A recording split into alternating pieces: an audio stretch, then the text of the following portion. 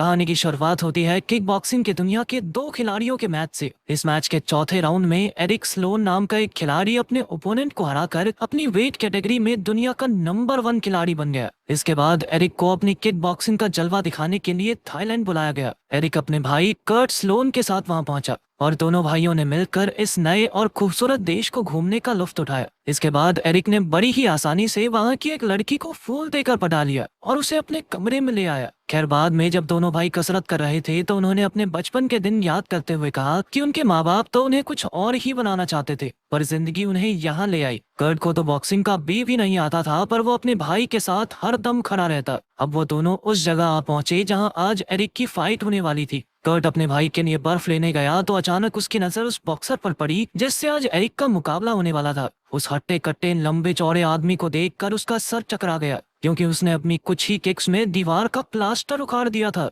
इसके बाद कर्ट ने तुरंत इसके बारे में एरिक को सावधान किया, पर एरिक को अपनी शक्ति पर पूरा विश्वास था और उसे पूरा यकीन था कि आज का मैच वही जीतेगा। इसके बाद मुकाबला शुरू हो गया और पहले ही राउंड में एरिक हल्का पड़ने लगा, और फिर उसने भी पलटवार किया तो उसके ओपोनेंट ने उस पर इतने खतरनाक तरीके से हमला किया कि एरिक खुद को संभाल नहीं पाया। तब कर्ट को एहसास हो गया कि उसका भाई हार जाएगा, इसीलिए उसने एरिक को मुकाबले से बाहर होने की सलाह दी। मगर एरिक अब भी अड़ा रहा और फिर से रिंग में घुस गया। आखिरकार उसके ओपोनेंट ने मौका देखते ही उसे जमीन पर गिरा दिया और उसकी रीढ़ की हड्डी पर जानलेवा वार कर दिया। इससे बेचारा एरिक जमीन पर ही गिरा रह गया। जब कर्ट ने ये देखा तो वो तुरंत अपने भाई को बचाने आया, पर उस खिलाड़ी ने कर्ट को भी बाहर फेंक दिया। फिर उसने चैंपियनशिप बेल्ट को तोड़कर अपनी जीत की खुशी मनाई और उधर एरिक को लावारिस की तरह सड़क पर छोड़ दिया गया। कर्ट को समझ नहीं आ रहा था कि वो क्या करे, और तब टेलर नाम का एक अमेरिकन आदमी उनकी मदद के लिए आया। वो एरिक को हॉस्पिटल ले गई और नर्स ने उसे बताया कि वो कल सुबह ही एरिक से मिल पाएगा। इसके बाद कर्ट ने पूरी रात हॉस्पिटल में जाग कर बिताई। अगली सुबह डॉक्टर ने उसे खबर दी कि एरिक पैरालाइज्ड हो चुका है और अब वो कभी चल नहीं पाएगा, साथ ही उसे 3 महीने तक हॉस्पिटल में रहना होगा।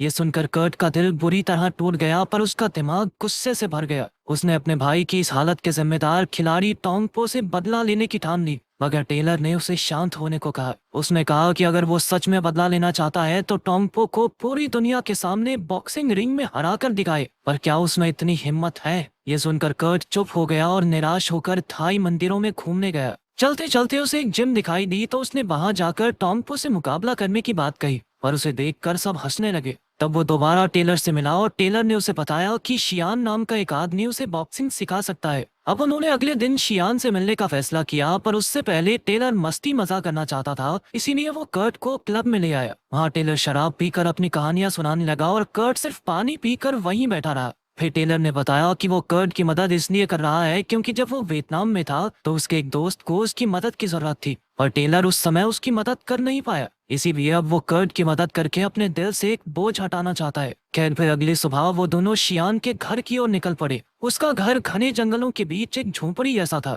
टेलर ने कर्ट से कहा कि वो कुछ भी ऐसा ना करे जिससे शियान नाराज हो, और फिर वहां से चला गया। अब जैसे ही कर्ट घर की ओर बढ़ा तो अचानक उसका पैर जाग में फंस गया और वो पेड़ पर उल्टा लटक गया। तभी इस हालत में उसके सामने शियान आ गया। कर्ट ने अपना नाम बताया और कहा कि हाल ही में जो अमेरिकन बॉक्सर हारा था वो उसका भाई एरिक है। फिर शियान ने उसकी रस्सी खोली और कर्ट नीचे गिर गया। कर्ट ने उससे बॉक्सिंग सीखने की गुजारिश की, मगर शियान ने कहा कि उसे थोड़ा सब्र रखना होगा, पर फिर भी कर्ट अपनी बात पर अड़ा रहा। तब शियान ने उसे अपनी भतीजी माइली की दुकान से कुछ सामान लाने का काम दिया। जब कर्ट माइली की दुकान पर पहुंचा तो माइली ने उसे बताया कि उसके अंकल शियान ने तो किसी को भी बॉक्सिंग ना सिखाने का फैसला किया था। उसे यकीन ही नहीं हुआ कि वो कर्ट को सिखाने के लिए राजी हो गए थे। फिर ये खुलासा होता है कि टोंग पो ने यहाँ की सारी जमीन पर कब्जा कर रखा था, साथ ही उसके गुंडे रोज गांव वालों को अलग अलग तरह से तंग करते थे। तभी अचानक 2 गुंडे वहां आकर माइली का सामान छीनने की कोशिश करने लगे। तब कर्ट ने बीच में आकर उनकी धुलाई करके माइली को बचाया, पर माइली तो उल्टा उसी पर भड़क कर कहने लगी कि इससे अब मामला और बढ़ जाएगा। खैर उसने कर्ट को सामान दिया और कर्ट वापस शियान की झोपड़ी पर पहुंच गया। तभी टेलर भी वहां कर्ट की जरूरत का सामान लेकर आ गया और फिर कर्ट ने झोपड़ी में ही रहने की जगह बना ली। फिर अगली सुबह की शुरुआत कर्ट के मुंह पर पानी के फव्वारे से हुई, जिसके बाद तुरंत ही कर्ट की ट्रेनिंग शुरू हो गई। कर्ट ज्यादा तेज नहीं भाग पाता था, इसीलिए शियान ने उसके पैरों में कच्चा मांस बांध दिया, जिससे उसके पीछे कुत्ता पड़ गया और वो तेजी से भागने लगा। फिर शाम को उसने शियान और माइली के साथ खाना खाया और देखते ही देखते उसे माइली से प्यार हो गया। एक रात अंधेरे में दोनों ने एक दूसरे से अपने प्यार का इजहार किया और एक दूसरे को चूम लिया। इसके बाद कर्ट की ट्रेनिंग और भी कड़ी हो गई। वहीं दूसरी ओर टोंगपो एक के बाद एक मुकाबलों में अपने ओपोनेंट्स को बुरी तरह जख्मी करता रहा। खैर फिर एक दिन शियान ने कर्ट को एक बांस के पेड़ को किक मारने को कहा। काफी देर तक लगातार किक्स मारने के बाद आखिरकार कर्ट की ताकत जवाब दे गई। उसे लगा कि इससे ज्यादा किक्स मारने पर तो उसकी हड्डी ही टूट जाएगी, पर फिर जियान ने कहा कि इतना नाजुक इंसान उसकी ट्रेनिंग में आगे नहीं बढ़ सकता, इसीलिए उसने कर्ट को वापस घर लौट जाने को कहा। मगर कर्ट घर जाने को तैयार नहीं था। तब शियान ने उसे अपने भाई एरिक की हालत याद करने को कहा।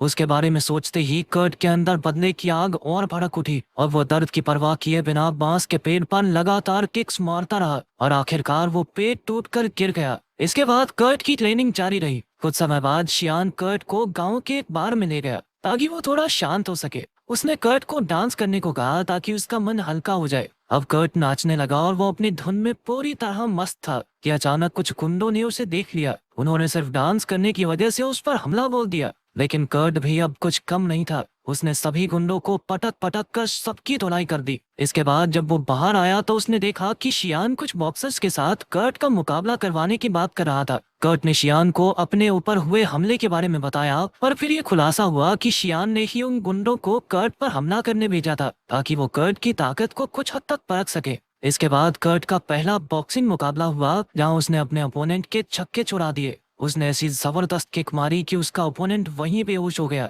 उसकी ताकत देखकर सारी जनता उसकी दीवानी हो गई और उसे अमेरिकी योद्धा का खिताब दे दिया। उधर रात को एरिक अखबार पढ़ रहा था तो उसकी नजर कर्ट की होने वाली फाइट की खबर पर पड़ी। इसे देखकर उसे थोड़ी जलन हुई क्योंकि कुछ समय पहले तक हर अखबार में सिर्फ उसके ही चर्चे होते थे। इसके बाद एरिक अगले ही दिन कर्ट से मिलने शियान के घर पहुंच गया। वो वहां रहकर कर्ट को टोंगपो से मुकाबला करने से रोकना चाहता था, पर तभी उन्हें एक खत मिला जिसमें लिखा था कि टोंगपो और कर्ट के बीच होने वाली फाइट तय हो गई है। ये मैच फ्रेडी ली नाम के एक आदमी ने रखवाया था और ये मुकाबला पुराने फाइटिंग स्टाइल में होने वाला था। ली ने खुद इस मैच में टोंगपो पर $1 मिलियन का सट्टा लगाया था, पर कुछ ही समय बाद टोंगपो के आदमियों ने कर्ट की गर्लफ्रेंड माइली को अगवा कर लिया और टोंगपो ने उसका नाजायज फायदा उठाने की कोशिश भी की। वहीं दूसरी ओर इन गुंडों ने एरिक को भी अगवा कर लिया और साथ ही शियान के कुत्ते को भी मार डाला ताकि कर्ट को मुकाबले से ठीक पहले गहरा सदमा पहुंचे। ये सब करके वो कर्ट को किसी भी तरह से दबाना चाहते थे। खैर फिर मुकाबले का दिन आ गया और परंपरा के अनुसार खिलाड़ियों को अपने हाथों में कांच के टुकड़े चिपकाने थे। इस दौरान कर्ट ने अपने आप को जैसे तैसे संभाले रखा। फिर फाइट शुरू होने से पहले फ्रेडी ली उसके पास आया और कहने लगा कि अगर वो अपने भाई एरिक की सलामती चाहता है तो उसे हर एक राउंड में टैंगपो से हारना होगा। इसके बाद मुकाबला शुरू हुआ और शुरुआत से ही टैंगपो उस पर भारी पड़ रहा था। वहीं दूसरी ओर शियान न जाने किसी खुफिया मिशन के लिए चला गया। इधर दूसरा राउंड शुरू हुआ तो कर्ट ने टोंगपो के जानलेवा हमलों से बचने की कोशिश की। वहीं दूसरी ओर शियान उस अड्डे तक पहुंच गया था जहां एरिक को बंदी बनाकर रखा गया था। उसने एरिक को रिहा करवाने की कोशिश की, मगर वो चारों ओर से हथियारों से लैस गुंडों से घिर चुका था। तभी टेलर सही वक्त पर वहां आ पहुंचा और उसने अपनी बंदूक से सभी गुंडों को मार गिराया। आखिरकार उन्होंने एरिक को बचा लिया ताकि अब कर्ट पर कोई दबाव न हो। उधर मुकाबले में टोंगपो ने कर्ट के पेट पर ऐसा खतरनाक वार किया कि उसके पेट से खून बह चला। तब टोंगपो ने उसे चिढ़ाते हुए कहा कि वो माइली के साथ रंगरलियां मना चुका है और यह सुनकर कर्ट का खून खौल उठा। अब अगला राउंड शुरू होने से पहले शियान और टेलर एरिक को लेकर वहां पहुंच गए